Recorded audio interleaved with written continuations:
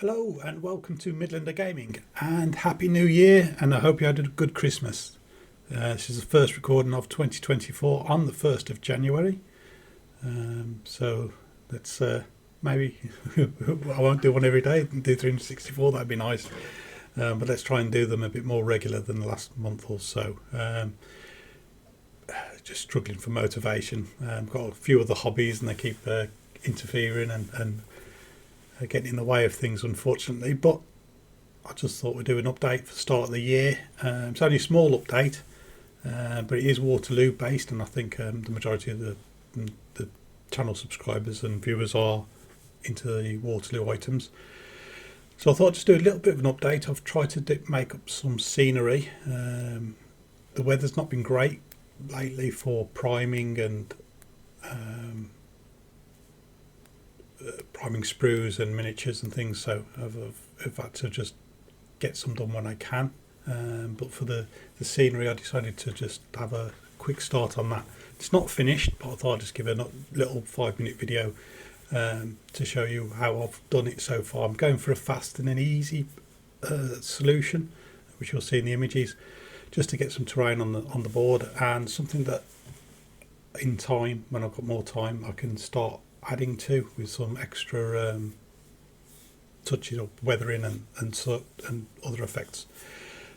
So we'll go into the images now and I'll go through them.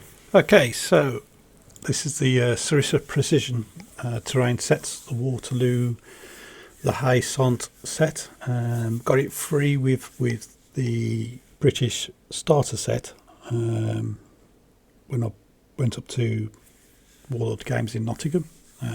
Offer on at the time. They do the offer quite regular, so something worth looking out for, because it is a nice set, and all these Sarissa Precision seem to make quite nice terrain.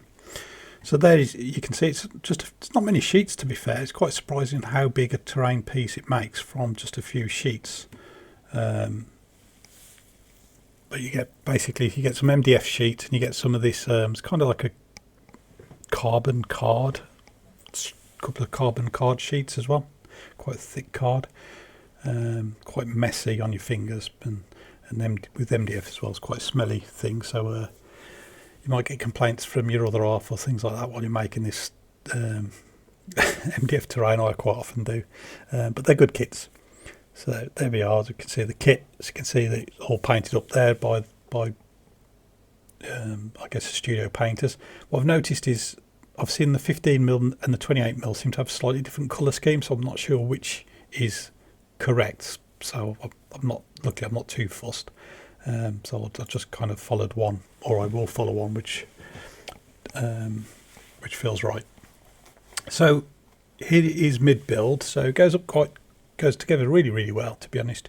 You have these kind of cardboard pieces you slot in to give some depth and some extra definition.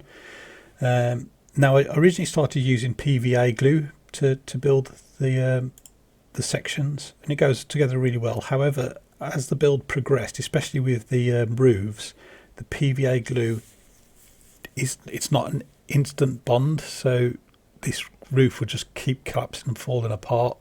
So I went to super glue then for an instant bond, but the trouble is with super glue, obviously it is an instant bond, and if you made a mistake or slightly off with alignments, then it's very tricky to fix. So I would suggest sticking with the PVA glue and maybe having some books or something heavy or something around to prop up the pieces as you're building them. But then it was complete. Didn't take too long. I did it in an evening. I had a friend come over. We did a bit of a hobby night. Put it all together in one evening. So it was pretty good. Went together quite well. There's only a couple of bits I made a mistake on. So I think I got some of these chimney stacks wrong. I think one should have been on this side. You can see a hole there. And I did these sections. There's a specific order to do these in, and basically put this roof in first before putting that one on. I put that one on and super glued it in place, which made getting this one in tricky, but I managed it. So that's where I made an error with super glue. But yeah, it goes together really well. Looks really effective even without paint. it's quite usable even in this condition. So yeah, it's a really nice set, quite large as well for such a small, just a few sprues, quite a decent size. So what I'll do now is just show you it started to be painted. So the house and the barn have had a priming layer done. So I primed both with a colour forge colour called Trench Brown, I think it is.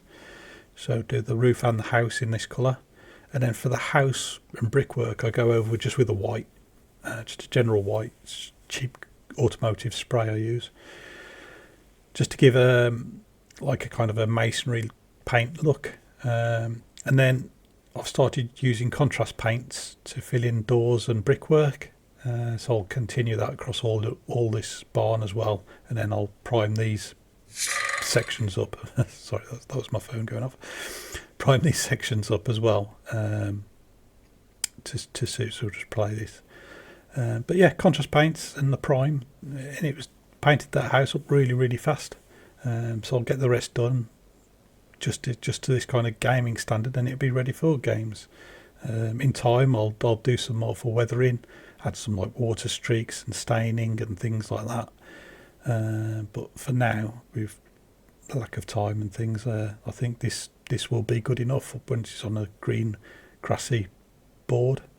It'll look all right, I think.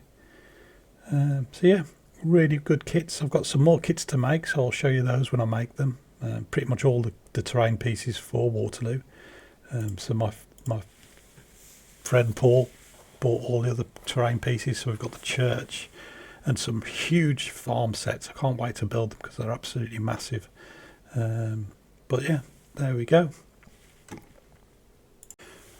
Okay, so like I say, it was just a small update really. So that's the terrain I've been building. I'll get that finished off as soon as I can. There's another project I'm doing at the moment, which is going to release another video on shortly. Unfortunately, that is that's taken some of my time that should have been spent doing or completing Waterloo. But we'll try and get back on track. I think what I need to do is get some games of Waterloo sorted, because that's, with any kind of hobbying aspect, having a game in mind or a game planned is the motivation you need to get things done. My opponents unfortunately haven't got their armies ready, so I don't really have anyone to play. I think a few of you have reached out and said you might be interested locally, so I might, if people are up for that, I might take that up as an offer. Maybe meet up as a board in Brum in Walsall or something like that, and try the game out, or even up to Warlord Games in Nottingham. I'm kind of tempted to go up there and to see if I can get one of the staffers to teach me how to play. And I've read the rules and I've gone through the rules quite a lot, but I think it's always nice having a few games with someone else who knows the rules inside out, as well. So yeah, so I think I need to get the games in place to help with the motivation, and then get some games maybe filmed as well. I did buy an action cam. You can kind of see it behind me here. Oh, there, from B&M. It was only £20, and I thought I'd try that out for filming battle reports. But unfortunately, the indoor lighting and the macro kind of focus isn't that great. I think really for battle reports I need to fork out on a handy cam, unfortunately.